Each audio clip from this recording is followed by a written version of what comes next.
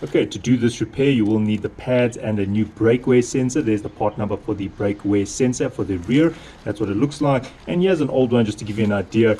And to get this out, sometimes you have to actually bend these little flanges here because it gets stuck.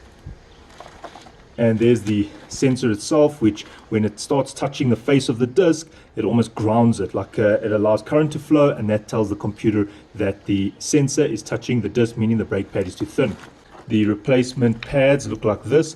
I'm not using original BMW ones. This is made by Fabi Bilstein, and this is the part number for this particular pad.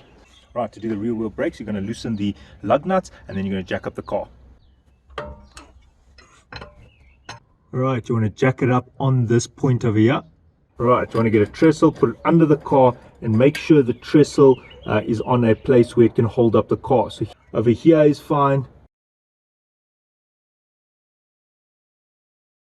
Now when you're working with brakes, it's a good idea just to clean it out with a hose pipe. If you look on the ground there, look at all that.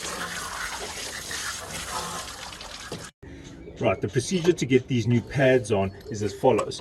You need to get this entire brake caliper off. Now there are two size 18 bolts that are going through there and there, and they are very tight. But before you do that, my advice is to open this. You got to press the piston in. It's quite hard to press that piston in when this is in your hand. So you can use the fact that it's mounted onto the hub to press the piston in, separating these pads. Then when we take this off, it'll be very quick to put the new pads on.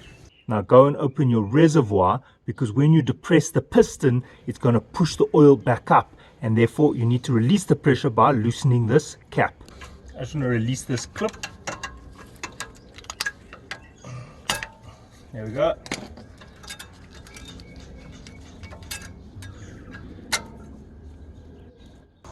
Alright, now what you want to do is you want to press this piston in, but do not press on the piston. Do not put your screwdriver here, because you can go through that rubber and then you've got another problem.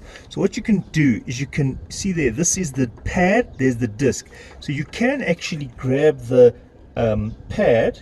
You can actually put your screwdriver here in the heat gaps, the dissipation area, the heat dissipation area, and actually just, can you see what I'm doing? I'm shifting the whole caliper.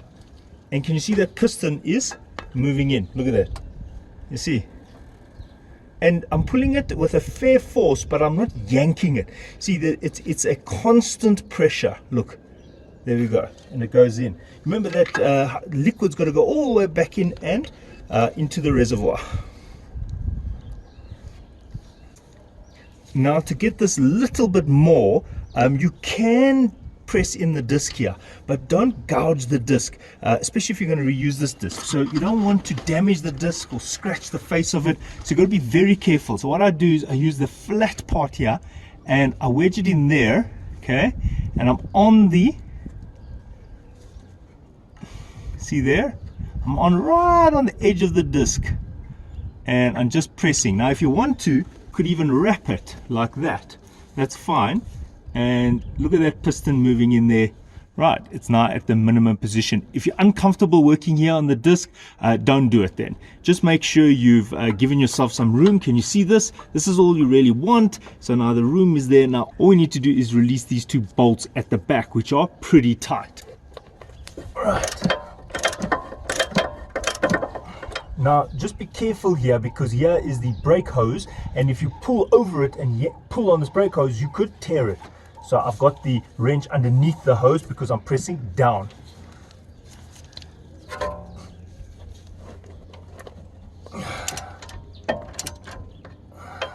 Now at this point, don't just pull out the bolts, because what will happen is this brake caliper assembly will just fall and it'll pull on the hose here.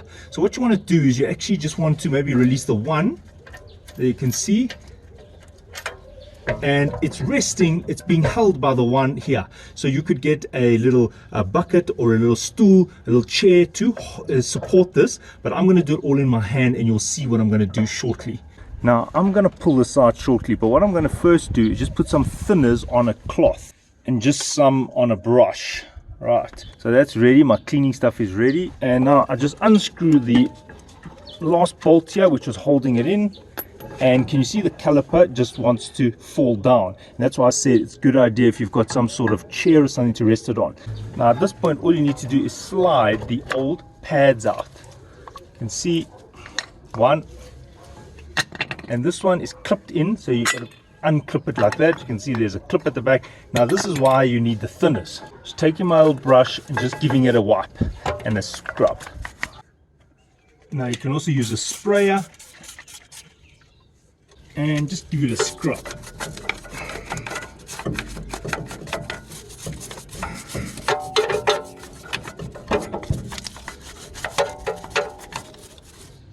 And if you want to, while you're cleaning, you can separate this. You see, that comes out like that, and now you can clean this in your hand.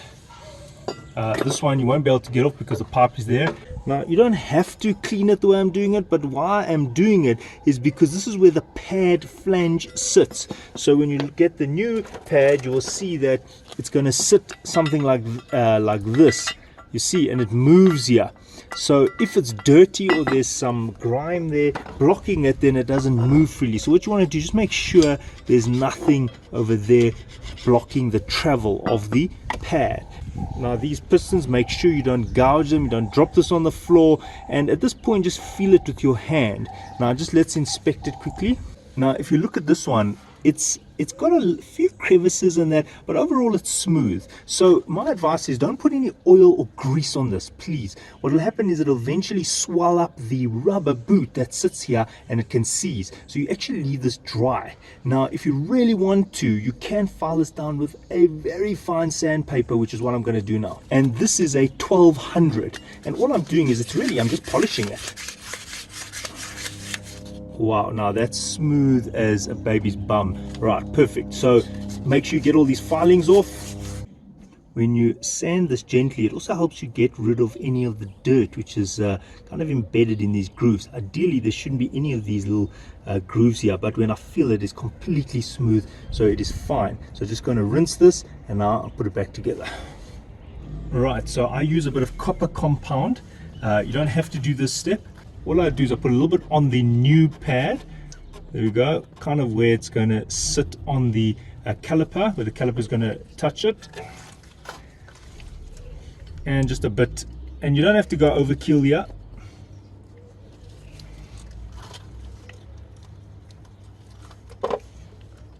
There we go, just like that.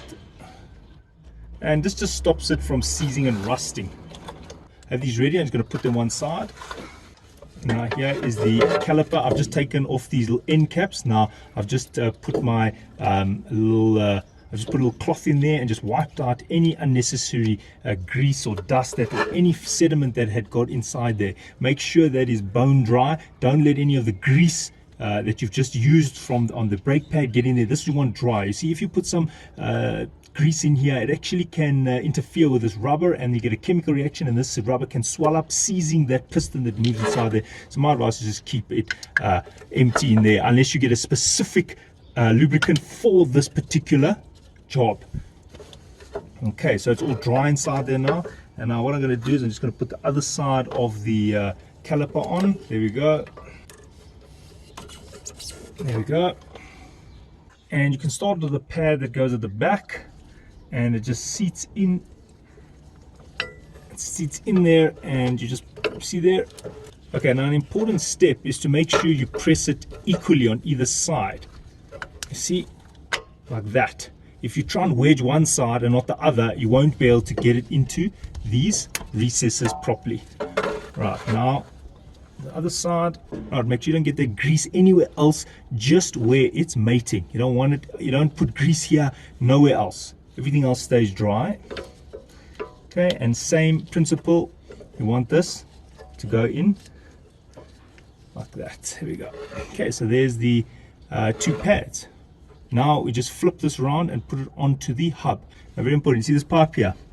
The question is, have you twisted it? So what you want to do is you want to follow the seam of this pipe and make sure there's no twist, because maybe while you're cleaning it you had twisted it around, and then you might even see a little kink like that. Now, so I know that's the correct way because I can see the seam. There's the line. This pipe tends to have lines on it. I can see there's the line straight. Now all I'm doing is I'm feeding the screw just to hold it in place. Now we're ready to put both these bolts in. The one is there just holding it, but it's time to tighten them. Can you see I've got the Loctite, and this is a kind of a glue that just holds it in place, but it's the blue lid, which means it is openable. It means you can open the bolt after you've put this. That's something you need to do with bolts that sustain a lot of vibration. Shock absorber bolts, caliper, and there we go. So just put a few drops there. And now that I thread into the bottom.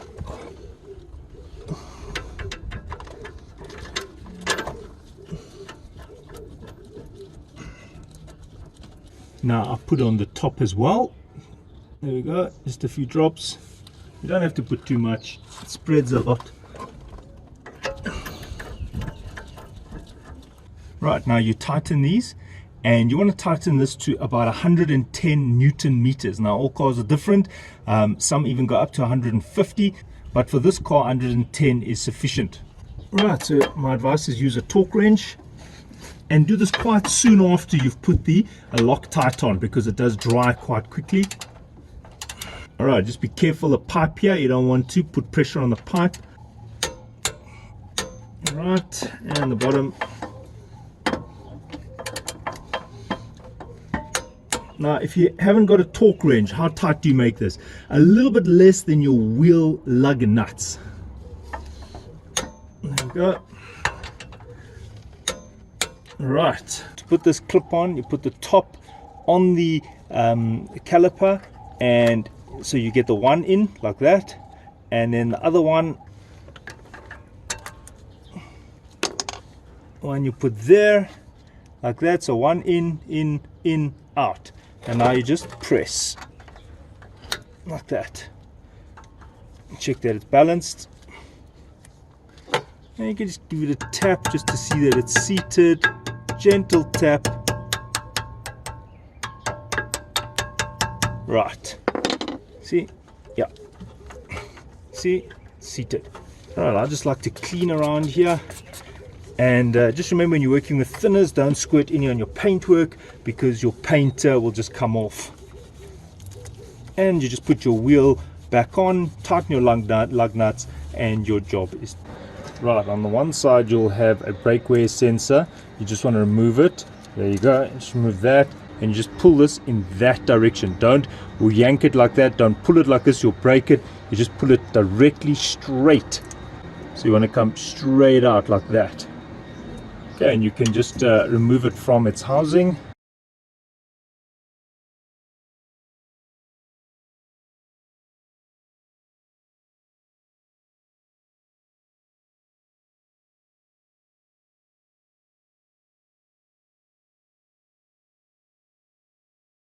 Right, to install the new wear sensor, there's the sensor. I just put some contact chemi just to clean inside there.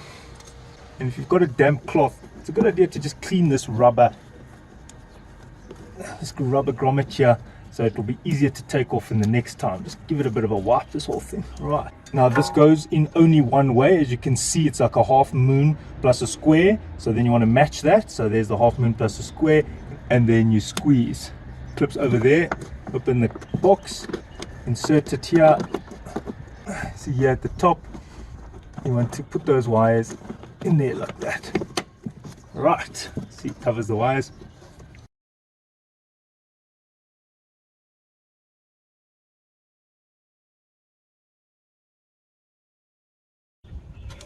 Okay, so I just press that in there. There's a little hold over there, and then the little rubber goes around the brake nipple nut. Close the brake nipple, and there is the wear sensor, which seats into the brake pad itself. You can see there's a space there, and there's a ridge there, and there's a space there, and that goes, and you press that in, and don't force it. And as you can see, there it is, and it's got this free play. Now don't force this thing, or you'll snap it, and that's it. You might notice the first 50 to 100 kilometers has a bit of a spongy feel. The brakes don't grip as well as they should. That is normal.